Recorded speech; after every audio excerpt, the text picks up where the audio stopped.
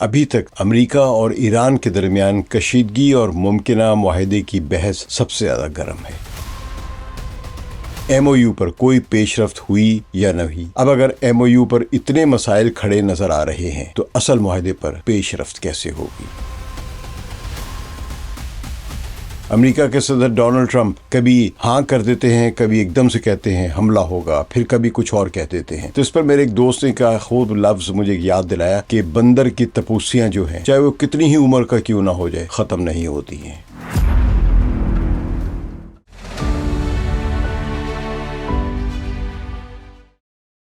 ثقلین امام کا سلام قبول کیجیے۔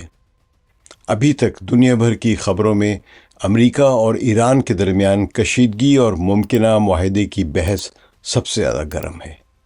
میمورنڈم آف انڈرسٹینڈنگ یا ایم او یو پر کوئی پیش رفت ہوئی یا نہ ہوئی، سب یہ جاننا چاہ رہے ہیں۔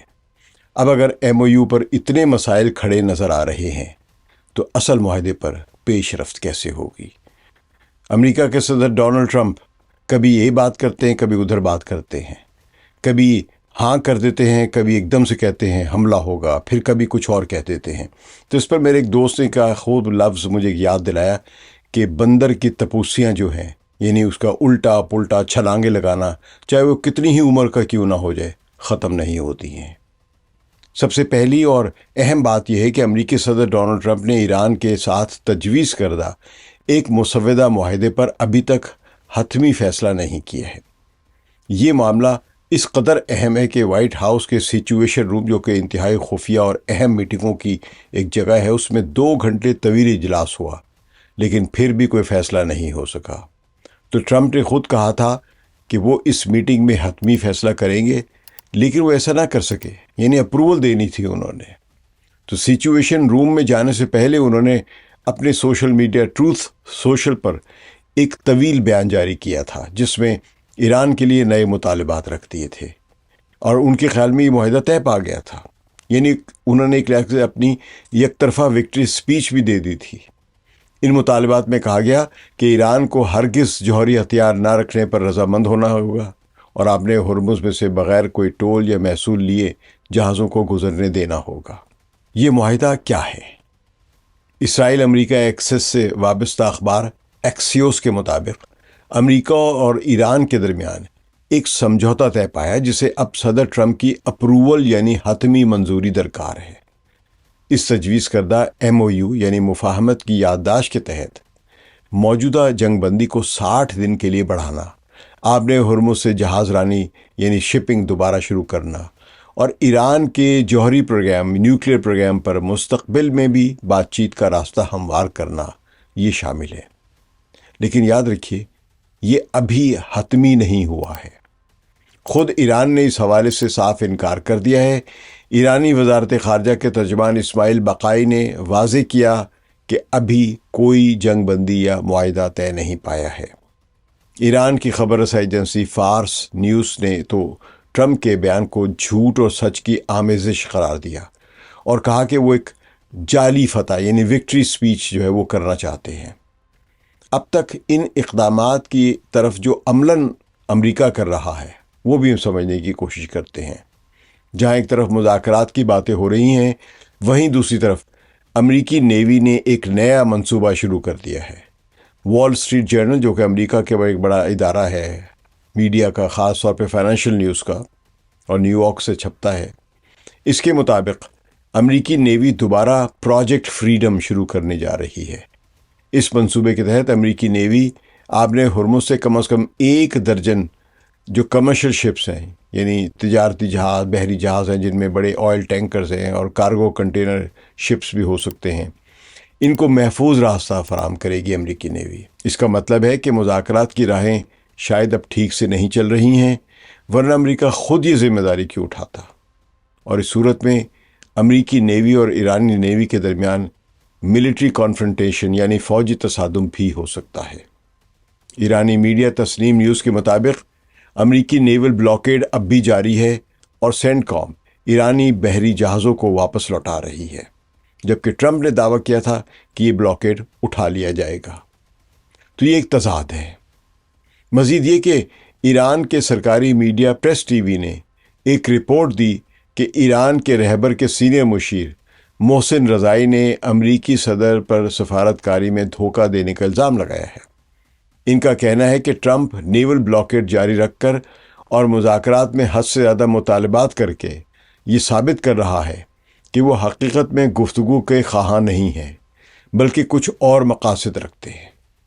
اس دوران ایران کے ایئر ڈیفنس سسٹم نے آبِ ہرمز میں قشم جزیرے کے قریب ایک امریکی اسرائیل ڈرون کو مار گرایا ہے۔ اگرچہ امریکہ نے اس واقعے کی تردید کی ہے، لیکن ایرانی ذرائع اس پر اصرار کر رہے ہیں۔ اس کے علاوہ بلومبرگ کی ایک رپورٹ، جو کہ یہ بھی نیو یارک سے شائع ہونے والا ایک فائنینشیل چینل ہے، تو اس کی ویب سائٹ پر یہ رپورٹ ہے کہ کویت میں امریکی فوجی اڈے پر 2 دن قبل ایرانی حملے میں 5 امریکی اہلکار زخمی ہوئے اور ایک MQ-9 ڈرون تباہ ہوا تھا۔ دوسری طرف امریکی وزیر دفاع پیٹ ہیگسیتھ نے، جو سنگاپور میں ایک دفاعی کانفرنس سے خطاب کر رہے تھے، تو وہاں انہوں نے اپنے سپاہیوں سے بات کرتے ہوئے کہا کہ اگر ضرورت پڑی تو امریکہ کے پاس ایران کے خلاف دوبارہ جنگ شروع کرنے کی صلاحیت اور ہتھیاروں کے سٹاکس یعنی ذخیرے موجود ہیں۔ ان کا کہنا تھا کہ ایران کے ساتھ کوئی بھی معاہدہ ایک اچھا معاہدہ ہوگا، لیکن اگر مذاکرات ناکام ہوئے تو وہ دوبارہ حملے کرنے کو تیار ہے۔ تاہم تجزیہ کار اس بات کو محض دھمکی سمجھ رہے ہیں۔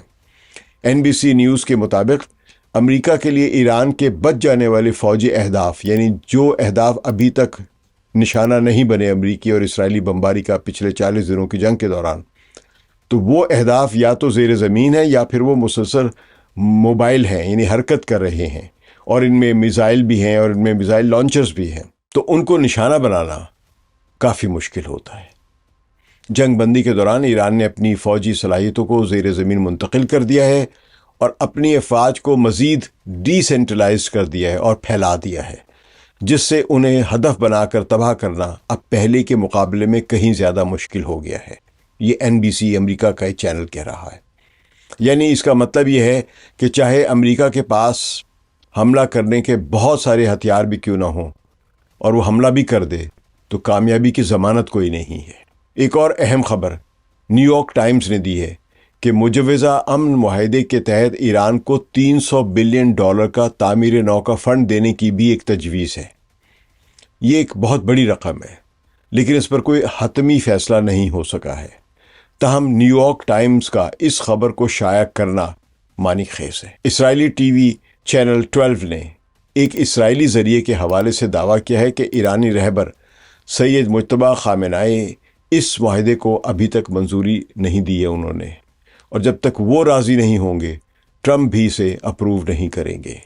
تو اس کا مطلب ہے کہ ٹرمپ نے جو وکٹری سپیچ یک طرفہ دی تھی وہ یک طرفہ ہی تھی، اسی لیے اب وہ بھی اپروول نہیں دے رہے ہیں۔ اب دیکھتے ہیں کہ اسرائیل اور لبنان میں ہو کیا رہا ہے، کیونکہ یہ اس جنگ سے جڑی ہوئی باتیں ہیں۔ اس سارے تصادم کے پیچھے یہی غزہ، اسرائیل اور لبنان، یہ تکون ایک چل رہی ہے۔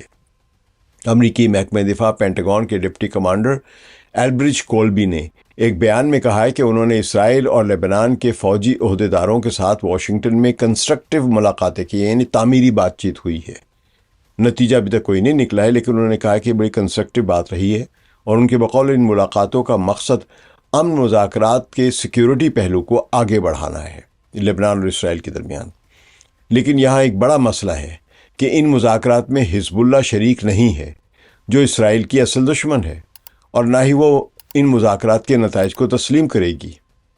تو اسرائیلی وزیر اعظم بنیامن نتن یاہو نے پہلے ہی اعلان کر دیا ہے کہ اسرائیلی افواج نے لبنان کے دریائے لطانی کو عبور کر لیا ہے، جس سے واضح ہے کہ جنوبی لبنان میں اسرائیلی فوج کی کارروائیاں جاری ہیں۔ یہ لطانی ریور جو ہے یہ جنوبی لبنان کا حصہ ہے، یہ سرحد نہیں ہے اسرائیل کی، لیکن اس کا مطلب ہے کہ وہ کافی اندر اس کی فوجیں داخل ہو چکی ہیں۔ ضروری نہیں کہ پورے علاقے پہ قبضہ ہو گیا، کیونکہ اس علاقے پر بھی اسرائیل مسلسل بمباری کر رہا تھا کہ وہاں کی مقامی آبادی جو ہے وہ اپنے گاؤں چھوڑ کر، اپنے ٹاؤنز چھوڑ کر یہاں سے نکل جائے، تاکہ اسرائیل کا مکمل قبضہ ہو جائے۔ اور اس پس منظر میں عالمی معیشت کے لیے ایک اور خطرہ منڈلا رہا ہے، جسے زیادہ تر لوگ نظر انداز کر دیتے ہیں۔ یہ آبِ ہرمز کے علاوہ ایک جگہ ہے، اور وہ ہے آبنائے باب المندب۔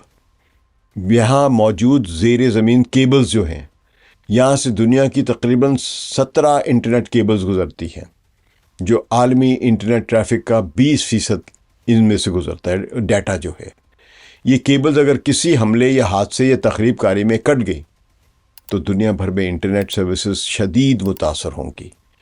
بینکاری نظام، کمیونیکیشن، بزنس جو ڈیجیٹل ہے، اور ہوائی جہازوں کی پروازیں، ان کی بکنگ، ان کی جتنے پورا کا پورا سسٹم جو ہے سب کچھ ڈھہ جائے گا، ٹھپ ہو جائے گا۔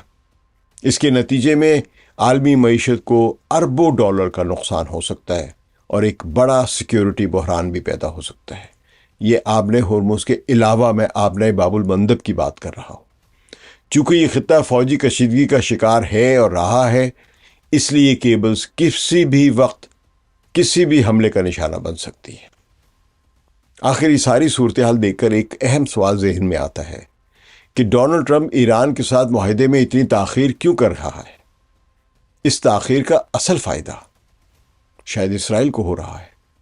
ٹرمپ جتنا زیادہ وقت ایران کے ساتھ معاہدے کو التوا میں ڈالے رکھے گا، اتنا ہی زیادہ وقت اسرائیلی وزیر اعظم بنیامن نتن یاہو کو ملے گا تاکہ وہ جنوبی لبنان میں اپنی فوجی کارروائیاں مکمل کرے یا کسی مقصد یا اہداف کو حاصل کر سکے، اور شاید اپنا وہاں پہ قبضہ جو ہے اس کو مضبوط کرنے کا جو کارروائیاں ہیں، آپریشنز ہیں، ان کو جاری رکھ سکے اور یا ان کو کسی منطقی نتیجے تک پہنچا سکے۔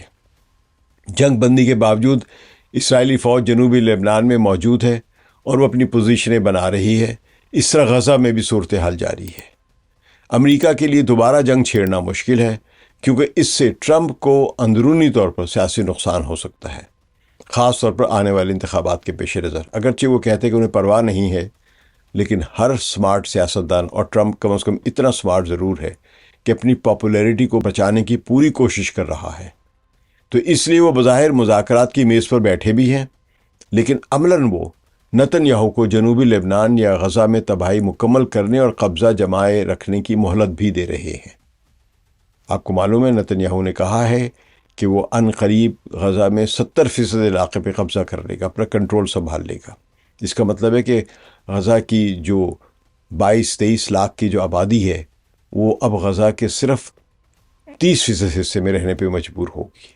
تو یہ ایک قسم کی نسل کشی یا بے دخلی ہے پورے علاقے سے، اور یہی سوچنے پر مجبور کرنے والی حقیقت ہے کہ جنگ بندی کی باتیں کبھی محض ایک ڈھال ہوتی ہیں جس کے پیچھے تباہی کا سامان مکمل کیا جا رہا ہوتا ہے۔ تو ایران کو بھی سوچنا چاہیے کہ یہ سیز فائر ہے، یا اسرائیل کو لبنان میں اور فلسطینی علاقوں میں اپنا آپریشن مکمل کرنے کی ایک مہلت دی جا رہی ہے۔ شکریہ۔ ثقلین امام کو اجازت دیجیے۔ خدا حافظ۔